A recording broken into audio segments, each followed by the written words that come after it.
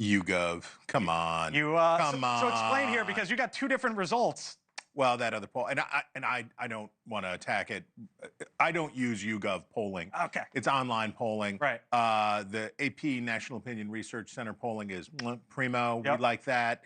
That's a much more reliable poll. All right. So now that you have another poll here that you like, tell me, where is the American public? Okay. Now it's true that what's right is not always popular, and what's popular is not always right. But if you thought voters disliked the Hunter Biden pardon, here's one that will really get them up on their hind legs. Take a listen to South Carolina Congressman Jim Clyburn, one of the people who encouraged the president to pardon his son, with an idea for another pardon.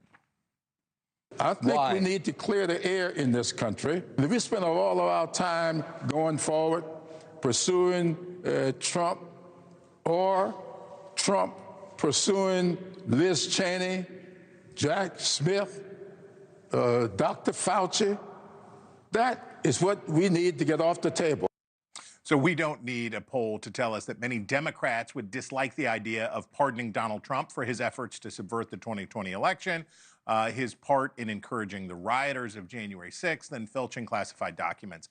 And it's not like it would be a political winner with Republicans either, many of whom might think it would be an insult to pardon Trump for crimes they didn't think he committed. But when the framers were contemplating including the kingly right to pardon in the Constitution, they had circumstances just like these in mind. Here's what Alexander Hamilton had to say on the subject in Federalist 74.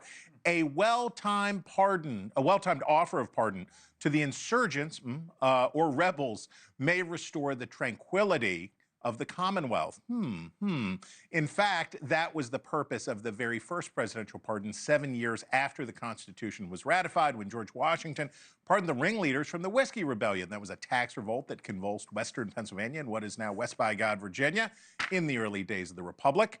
Many Federalists wanted to see them all hang, but Washington wanted to offer an olive branch. Fast forward 68 years, when on December 8th, 1863, Abraham Lincoln offered a blanket amnesty to Confederate officers and political leaders. They had to swear allegiance to the Constitution, but no punishments were to be administered. This enraged members of Lincoln's own party, who wanted vengeance against the rebels, but as Lincoln would say in his second inaugural address the next year, malice toward none and charity for all, which he said, quote, to do all which could achieve and cherish a just and lasting peace among ourselves and with all nations. Fast forward 111 years to in the future, and President Gerald Ford, you know this one, pardoned his successor Richard Nixon, who hadn't even been charged with any crimes related to the Watergate burglary and cover-up. Ford declared, "My fellow Americans, our long national nightmare is over. We've been living in the haze of the 2020 election for 4 years, and Donald Trump won another term from voters who knew fully well about his misdeeds and trying to subvert the results. A pardon from Joe Biden 50 years after Gerald Ford's might end this long national nightmare." Just saying. Just saying. Just putting it out there. And you got the pictures from way back when, too.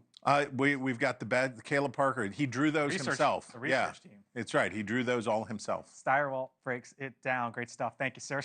Thank you for watching. And make sure you go to joinnn.com to find NewsNation on your television provider.